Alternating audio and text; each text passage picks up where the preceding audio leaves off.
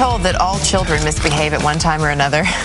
I'm kidding, mine do too. He's 3.5. What do you do, though, when the kids misbehaving aren't yours? Disciplining another child who isn't your own can be very risky, especially if the other parent's standing right there. Yeah, here from Parents Magazine to help us navigate this common predicament is psychology editor Diane Dubrovner. And Diane, welcome, because this is something we've been talking about all morning. And I'm just going to kind of throw the broad question out there. Is it okay to discipline other people's kids?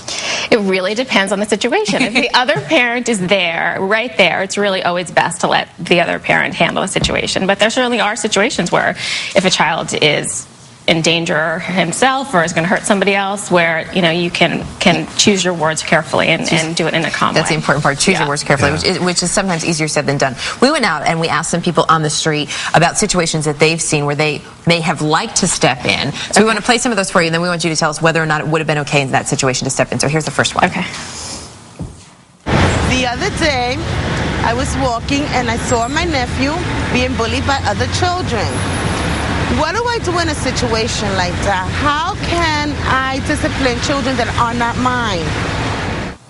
So how do you step in when you see a child being bullied and talk to the other kids? Right. It's always best to try to let two children work out a situation yourself, whether it's your kid involved or somebody else's kid involved. But if you witness bullying, often if you just go and stand close to the children, just the fact that of your presence will make the bully stop what he's doing. Because they don't want an adult around. Yeah, exactly. And if the situation doesn't improve, or you're really worried that the other child is going to get hurt, it's certainly reasonable for you to intervene in a calm but firm way. But if it's your daughter or son and you're witnessing your daughter or son get bullied, I think this is, as a parent, this is where I would step in. And you'd want to, I don't know, not that I guess you have to be very careful, because you want to grab them by the arm and be like, stop it, behave. I don't know if you can necessarily do that, but I think if your kid is in a position where they're being, picked on or something like that, as a parent, you'd want to step in.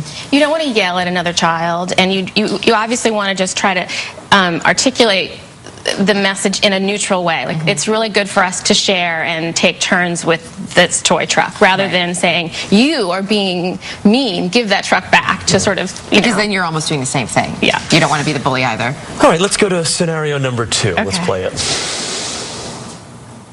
Many times when I'm shopping, there are children who are yelling at their parents, calling them names, telling them what they want them to do, and throwing a fit when they don't get it.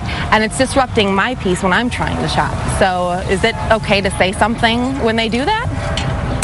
Nope. That's an interesting one. It's off limits. As annoying or infuriating as those types of situations are, it's really better not to scold somebody else's child. I mean, let's be honest, the other parent is probably aware and not happy about the situation either. And I would also say sometimes you really don't, and this is something I don't think I appreciated until I had children. When you have a toddler, sometimes kids have bad days, and they're going to throw a tantrum, and there is, honestly, you could be the best parent in the world, there is nothing you can do about it. I mean, if you absolutely cannot restrain yourself, you could talk to the parent and say something that seems empathetic, like, I can see you really have your hands full. Can I hold something for you so you can get out of here faster? Or something that shows that you're on her side and you're not just trying to bring her down even further on that day. Or can I help you with that duct tape?